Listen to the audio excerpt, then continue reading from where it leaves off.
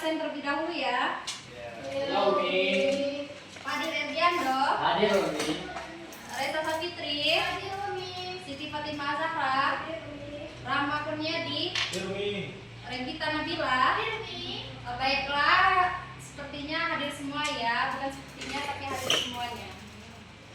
Baiklah, kalian tahu nggak apa yang ingin kita pelajari pada siang hari ini? Proses lahir Daulah Usmani. Ya, kita akan mempelajari tentang proses lahirnya Daulah Usmani. Tentang proses lahirnya Daulah Usmani. Di sini ada tahu nggak tanggal berapa Daulah Usmani berdiri?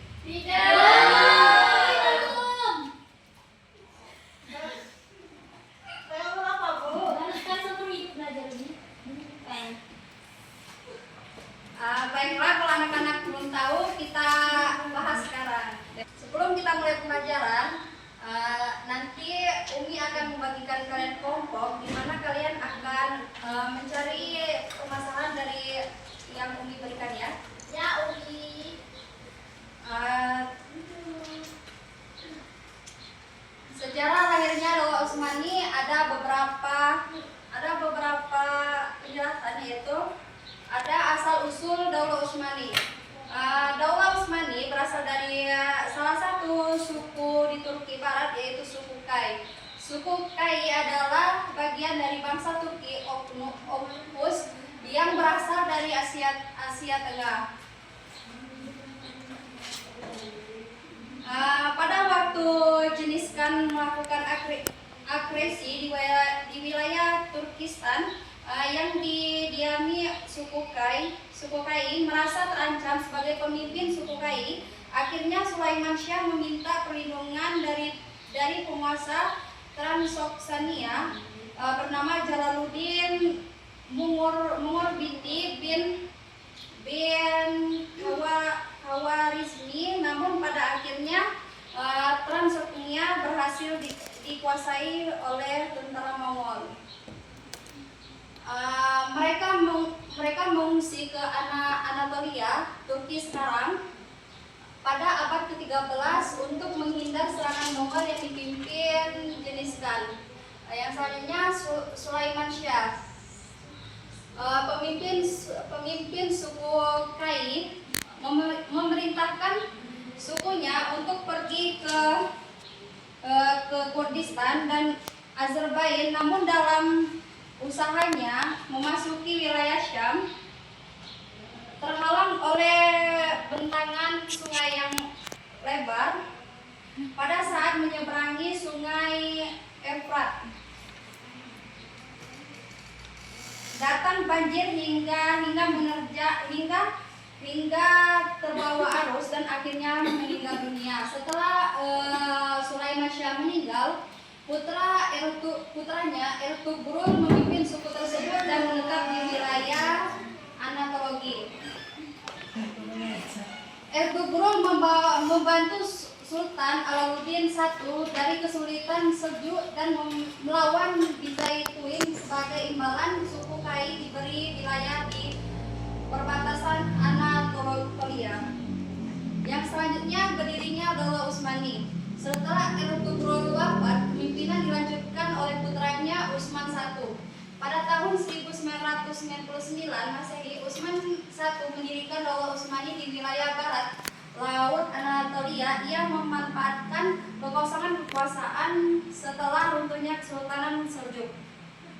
Yang selanjutnya Sultan I dikenal sebagai kepemimpinan yang cakap dan berhasil memperluas wilayah kekuasaannya. Ia dianggap sebagai pendiri Kesultanan Utsmaniyah. Yang selanjutnya peran Daulah Usmani dalam Islam. Daulah Usmani berkembang menjadi kekaisaran besar yang mencakup wilayah Eropa, Asia, dan Afrika. Kesultanan ini menjadi pusat kekuasaan Islam selama berabad-abad dan memainkan peran penting dalam penyebaran Islam termasuk ke wilayah Asia Tenggara.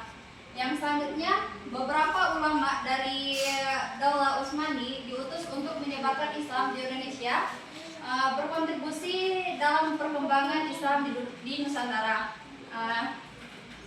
Baiklah, seperti yang Umi katakan tadi, kalian akan Umi bagikan beberapa kelompok untuk memecahkan permasalahan yang Umi berikan.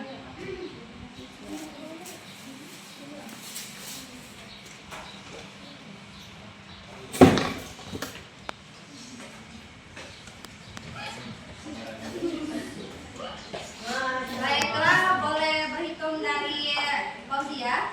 1, 2, sampai 3 ya. 3. 1, 2, Sarto. 3 toh. 1, 2, 3, 1. 3. 1, 2. Baiklah, kalian bergabung kepada kelompoknya masing-masing. Berdiri, duduk aja. 1, 2, duduk di tempat kursinya masing-masing.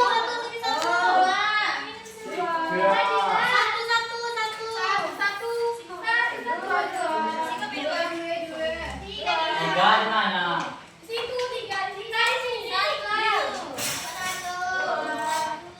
Dua. 3.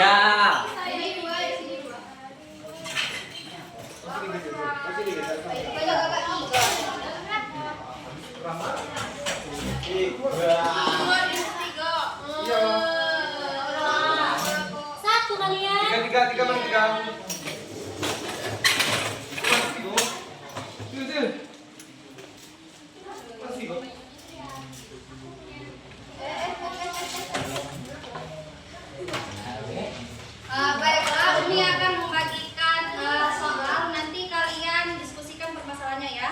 Kelompok 1 akan mencari permasalahan dari strategi dan kebijakan pemerintahan Daulah Utsmani. Yang kedua yaitu kemajuan peradaban Islam masa Daulah Utsmani. Yang ketiga yaitu kemunduran peradaban Islam masa Daulah Utsmani. Baiklah, Umi beri waktu kalian 5 menit untuk mendiskusikan permasalahan tersebut ya.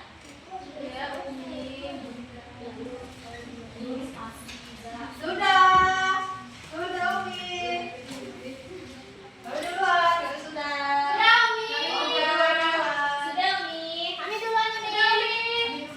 Pintar sekali anak-anak Umi ya. Baiklah, kelompok 2 boleh didiskusikan. Ini Rosi, Umi. Kelompok 2. Gantian lah ya. Iya, kelompok 2. Iya. Baca biasanya sebentar. Mi, apa gue? Ya dong. Iya, kelompok 2 tadi sering juga. Ya nggak apa-apa. Iya, dapat. Hadiahnya surga ya. Dari sini kami kelompok 2 akan menyampaikan hasil diskusi yang mana mendiskusikan tentang kemajuan peradaban Islam pada masa Daulah Utsmani. Yang pertama itu ada Sultan Muhammad I pada tahun 1413 sampai 1421 Masehi. Yang kedua itu ada Sultan Murad II pada tahun 1421 sampai dengan 1451 Masehi sebagai naik tahta pada usia muda.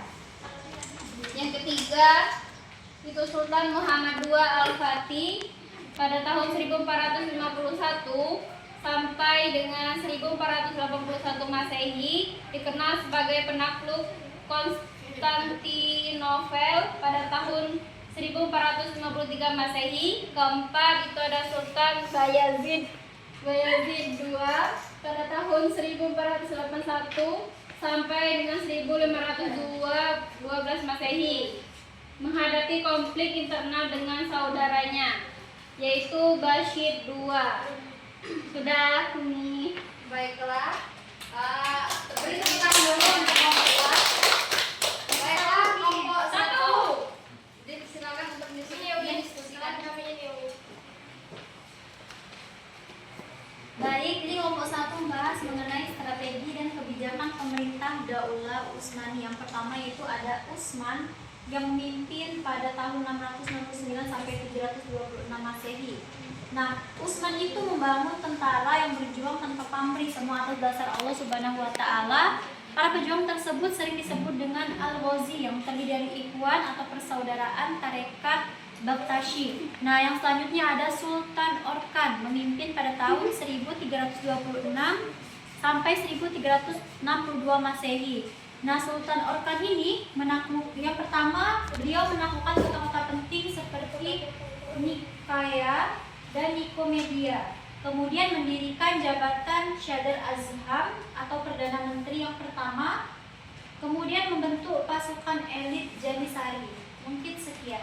Sudah ini. Ya, tangan dulu untuk kelompok 1. Baiklah, kelompok 3 silakan untuk presentasikan hasil diskusinya.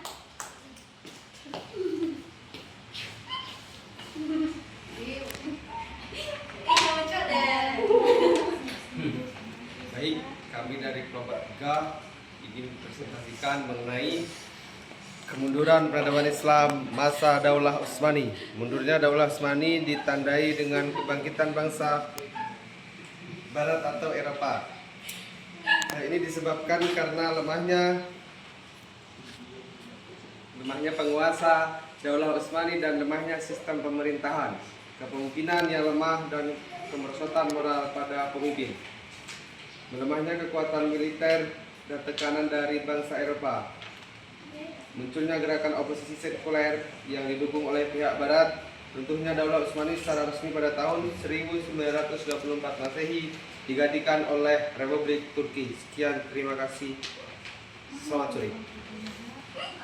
Tepuk tangan dulu untuk nomor 3.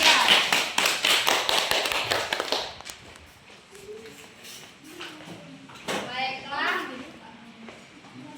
kelompok 3 kalian sudah mendiskusikannya dengan baik dan benar. Kurasa kalian sudah paham semua ya. Bu, hadiah ibu. Bentar dulu, hadiahnya kan sudah ibu bilang di surga. Ayo bu. Berat. Kalau bu. Apa? Baiklah, hari sudah sore.